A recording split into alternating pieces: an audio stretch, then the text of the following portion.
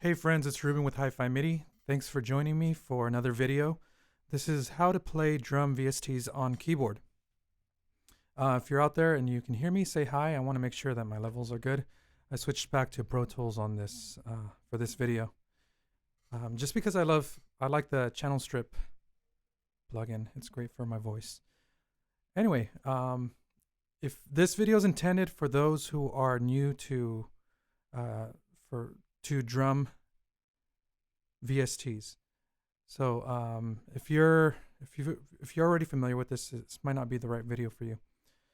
Anywho, there are three main ways to get good drum sounds with MIDI. The first way is to input all the notes, input every single note in your MIDI editor. Now the downside of this is it's going to take a long time. It's very tedious work, but you can get a lot of accuracy and a lot of expression out of your instrument if you do it right. The other way is if you have a drum library, say like Superior Drummer, or like here's a groove menu. These are MIDI beats that are made by actual drummers, so you get the right expression. But the problem with this, the downside to this, is that you're very limited. So it might not fit on your track. So you have to find grooves that fit with your song. So the third option is to play it yourself on keyboard. I seem to be having some issues here. Okay. Sorry, I thought I had some video issues, but turns out I didn't. Now, I've been playing drums on keyboard for many years, and I've seen different configurations. But the one that seems to have stuck is, I don't know what it's called, but I'm going to show you what the keys are, what articulations they have. So on your keyboard, if you have a MIDI keyboard, on C1, that's going to be your kick. Sometimes you have a kick on B1, or B0. In this case, I do. This is very useful, especially if you are doing like double kicks.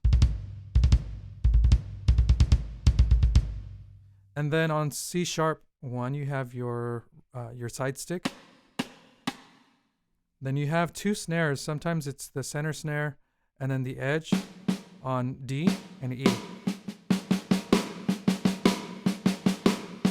On less advanced libraries, you might have the same sound, is just doubling it so that you could play a fast passage.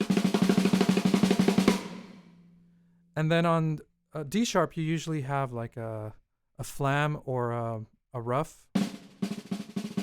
In this case, it's a rough.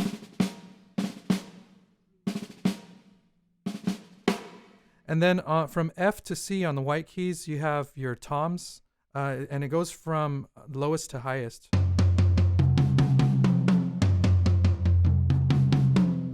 I have Jazz Pop AOT loaded here, and I only have 3 toms, so it's going to repeat some of the notes.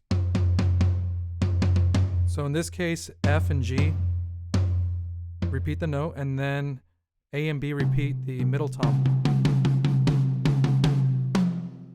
while C is going to be the high tom. This is good, so if you're playing like a flam.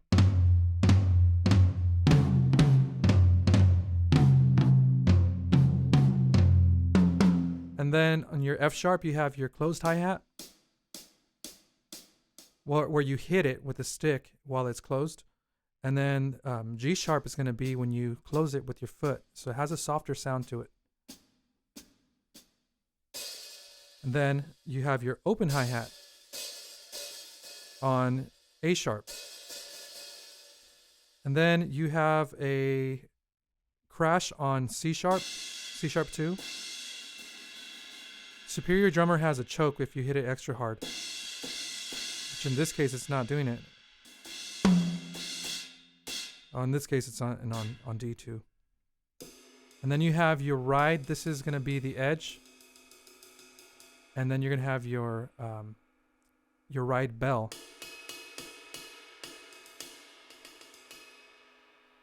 I think this is the China. Let me see.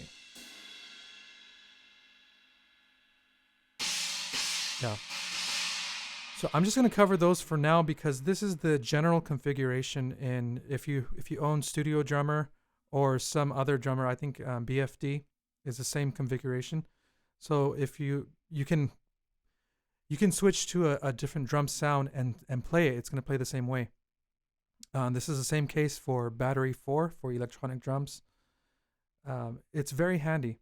So I'm going to show you the way that I play it, what fingers I use, and why it's useful. So for my kick, I like to use this. One of the strongest fingers in your hand is the middle finger. Middle finger and your index finger and your thumb are your strongest fingers in your hand. I like to have my middle finger on the kick.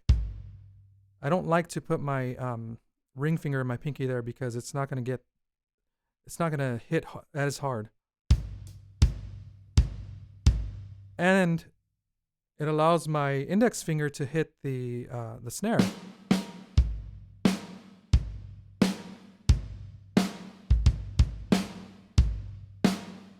Then I'm going to put my right index finger, or finger number 2, on F sharp for my hi-hat.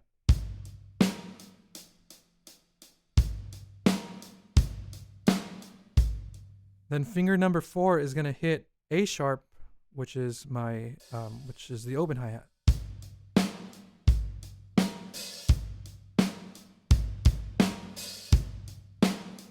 Now it's good to practice just going back and forth. Start with the bass drum and the snare.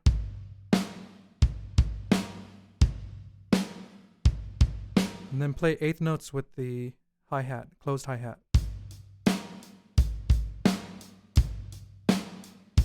This is a basic rock beat. Then later on you can start adding like more hits in the kick.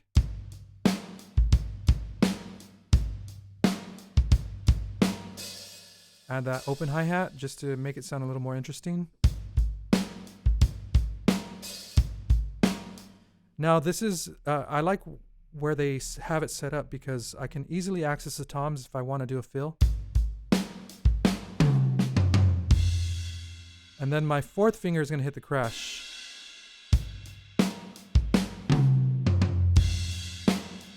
You can hit it with your other fingers. It's just more ergonomic like this.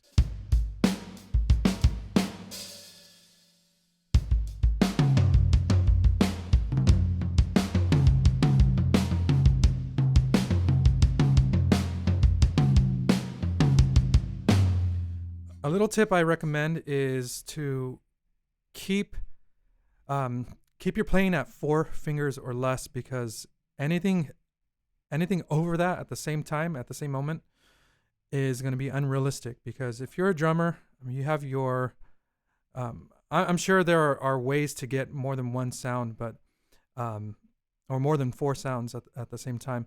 But you're going to have 2 feet and 2 hands that are going to be making sound at any given moment. Anything more than that would require some weird techniques that I've never seen before. The only thing I can think of is having a tambourine on your hi-hat and hitting every time it goes down, but that's it. So try to keep it at 4 fingers or less.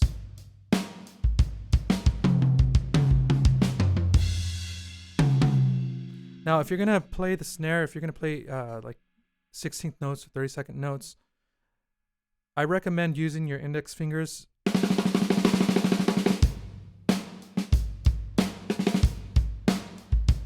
Don't use your thumb. It's going to be a little clumsy unless you have really thin thumbs.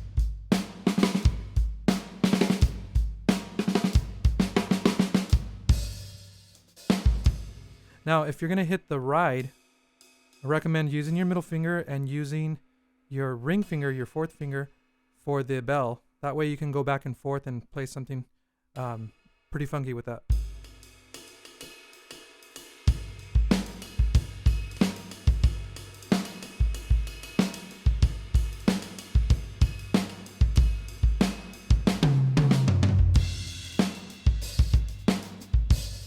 Now, The closed hi-hat, when you hit it with your foot, it has a soft sound, but sometimes you can use that you can use that along with the closed hi-hat, F sharp, to give it like a 16th note or 32nd note feel.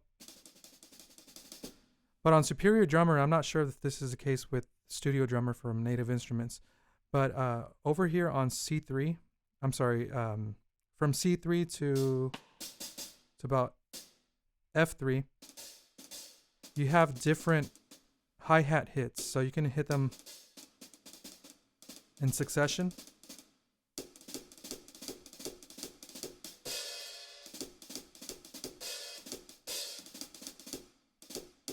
You also have the same thing with the snare, I think. No, in this case, I don't have the same snare sound loaded. I have the rough over here on D sharp.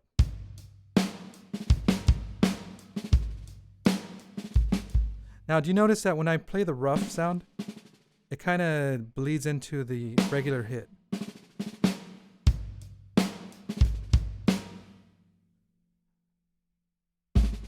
The way to stop that is to hit the regular hit right after it, and it cuts it off automatically.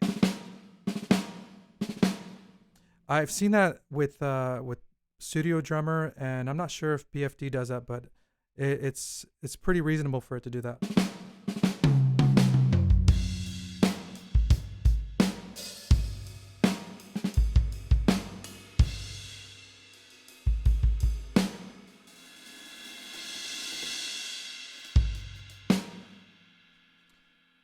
Now let's play some jazz. I'm gonna change the bass drum here.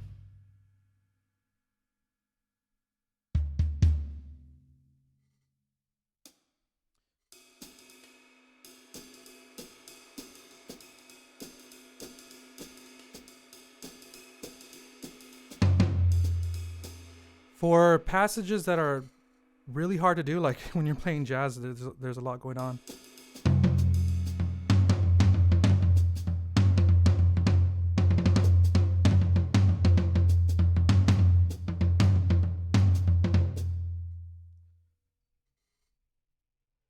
You know what? I'm gonna have to stop this video right now because I'm having some video issues on my end. I don't know if if it looks okay over there. How did you do the cymbal swell? On Superior Drummer, in the last version it had this thing called multiple hit. What is it called? Multiple hit emulation, where it would blend the sound. So all I'm doing is hitting it quickly together, and the processor in here the engine in here automatically blends the sound of the swell. I think that's a great feature because you don't get that machine gun effect. It kind of just it blurs it and it softens it up, which I love. That's the same thing for the ride. So right here, this is the edge. This is the bell, and over here you have the same ride, but now you can make that swell.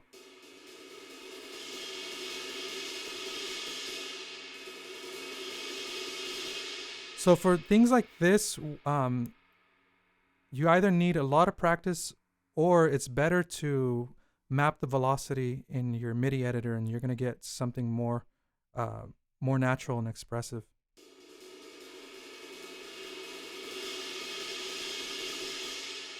See, hey, what's up? I've been practicing your first piano lesson.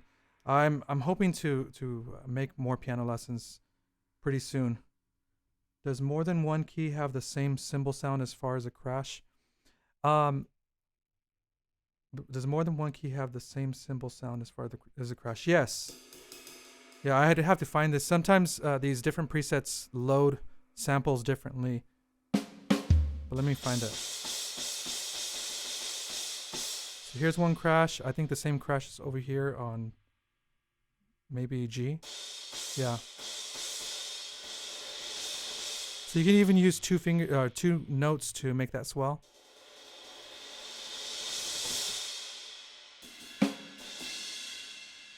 So over here, I think it's out of sight on the keyboard or on the camera. This is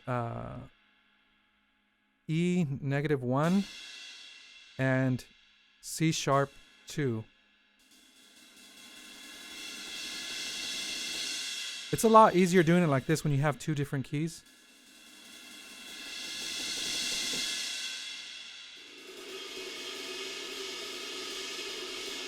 This is not too bad. But it's harder on the black keys because they're a lot thinner than the white keys. For a snare roll, I like to mix the rough and the regular snare sound, but you can also use the rough by itself. You just have to get the timing right. I'm gonna mix it with the regular snare hit now.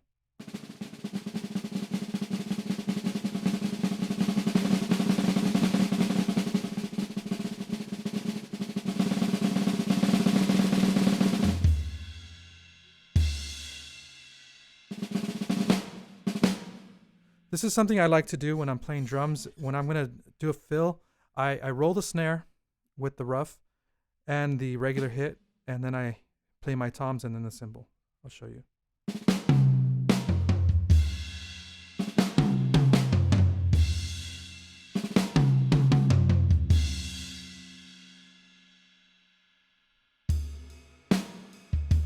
Now, when you're playing drums on keyboard, you have to try to imagine yourself in the drummer's place, an actual drummer's place. So the right is usually on the right side if you're a right-handed drummer.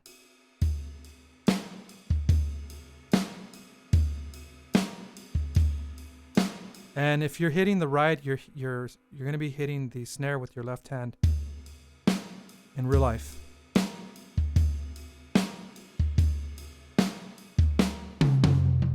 So when I do that fill right there on the toms, I'm doing that. I'm going to do that with my right hand.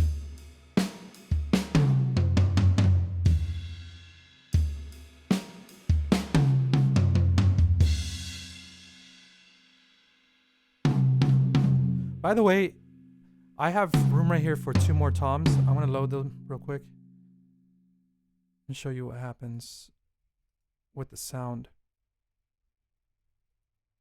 Oops, that's not the one I want.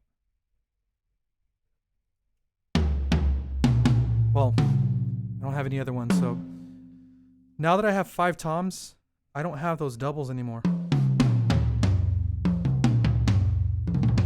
Now this gives you more tone color, but it doesn't really give you more expression. So I can't do those flams really easily. It's a little harder to do. So I like to keep it at maximum 3 toms, 2 rack toms and 1 floor tom. So these are pretty similar. So I'm going to get rid of one of them. Remove instrument, and I'm going to remove this one. Although that one, it sounds pretty good actually. So it's really up to you.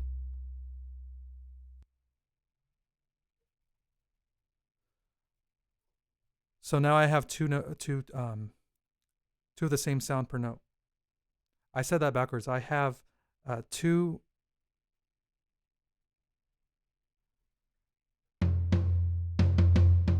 How am I trying to say that? I'm a little tongue-tied today.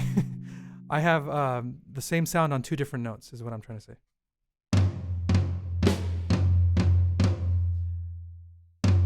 And it's good when you're playing those little flams to use a weaker finger on the first hit.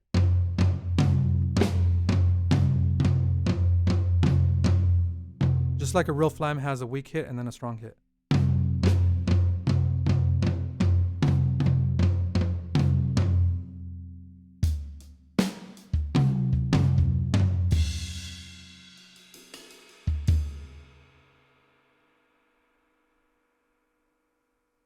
You guys have any more questions? Hey, David.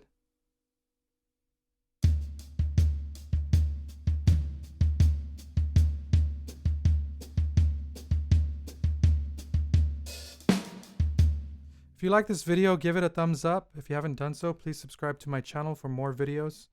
There is a link to PayPal and Venmo if you want to help support this channel for more videos. I do have to keep the lights on in this office. But friends, thank you for joining me today. It was a pleasure.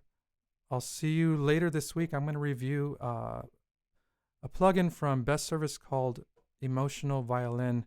I think it's pretty cool. Do you ask for questions? Yeah. I'm opening up for questions.